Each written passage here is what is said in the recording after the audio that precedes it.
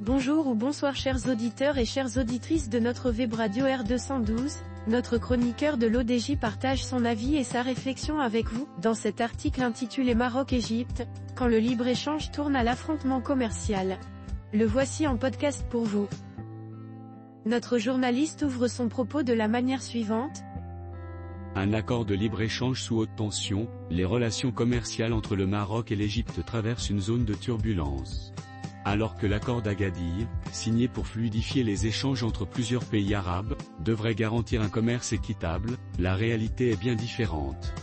Des restrictions ont été imposées aux exportations marocaines vers l'Égypte, notamment dans le secteur automobile, tandis que les produits égyptiens continuent d'inonder le marché marocain.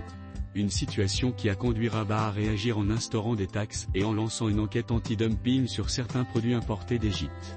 Face à l'escalade des tensions, une réunion ministérielle est prévue à Rabat pour tenter de rééquilibrer les échanges et éviter une crise commerciale ouverte. L'auteur approfondit sa réflexion de cette manière.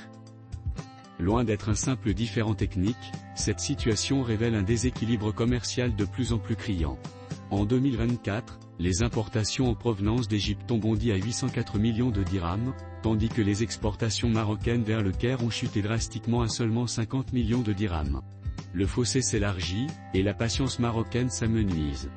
Pour faire face, Rabat a imposé une taxe sur l'importation de tomates transformées en provenance d'Égypte, et a ouvert une enquête anti-dumping sur les tapis et autres revêtements de sol industriels. Ces mesures visent à protéger les producteurs marocains contre des pratiques commerciales jugées déloyales. Notre chroniqueur enrichit son article en soulignant que le Maroc se défend face à l'invasion des produits égyptiens ainsi.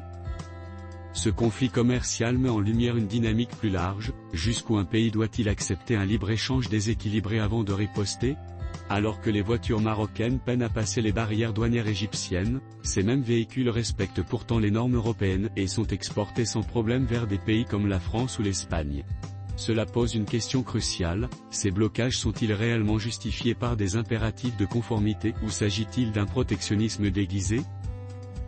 L'auteur conclut son article en ces termes. L'issue de la réunion ministérielle prévue à Rabat sera déterminante. Si un terrain d'entente est trouvé, l'accord de libre-échange pourrait être préservé et même renforcé. Mais si les tensions persistent, le Maroc pourrait bien revoir en profondeur sa stratégie commerciale avec l'Égypte, quitte à remettre en cause les fondements de l'accord d'Agadir. Chers auditeurs de la web radio R212, merci d'avoir été à l'écoute de ce podcast, et de partager avec nous ce moment d'échange et de découverte. Votre présence et votre fidélité sont notre plus belle récompense. On se dit à très bientôt, si vous le voulez bien. Avec toute notre gratitude, l'équipe de R212.